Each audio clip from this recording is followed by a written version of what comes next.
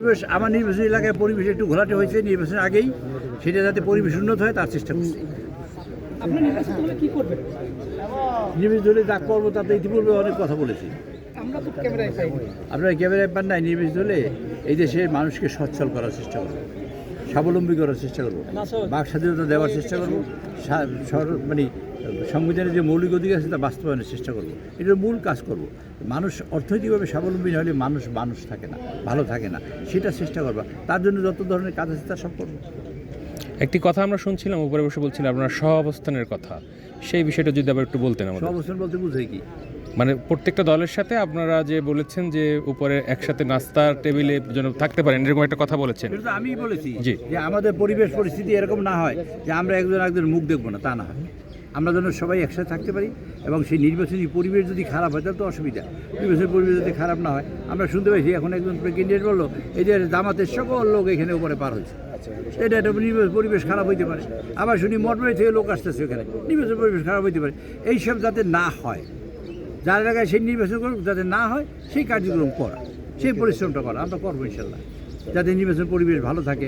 তার জন্য আমাদের দলের তরফ থেকে, ধানের শীষের তরফ থেকে সকল সহযোগিতা সরকারের প্রতি আছে, আর চেষ্টা হচ্ছে অন্যান্য দলের প্রতি আহ্বান থাকবে তারা যেন সেরকম করে, যেন পরিবেশটা ভালো থাকে। আপনাদের একটা কথা কিন্তু পরিষ্কার করে বলতে চাই, আমি কিন্তু স্বতন্ত্র বাংলাদেশের নির্বাচন হয়েছি দুবার নির্বাচিত। এই বাংলাদেশে পরপর দুবার আমি হয়েছি, আর তারপর আবার ধানের শীষ থেকে হয়েছি।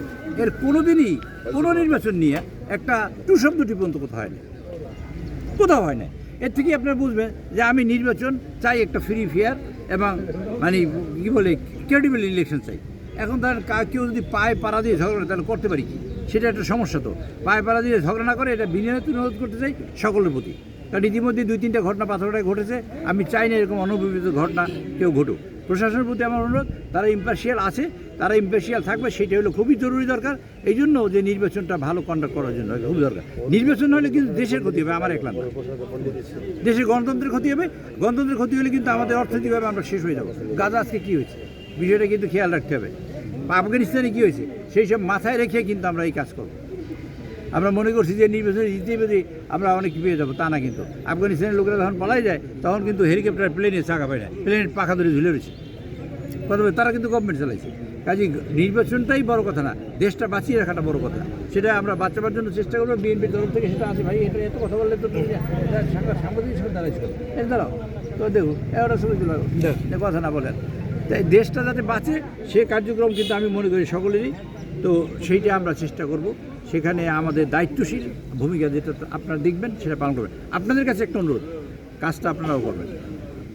আপনারা করবেন এই জন্য, কারণ কী হইলে কী হইতে পারে এই জ্ঞান আপনাদের সকলেরই আছে।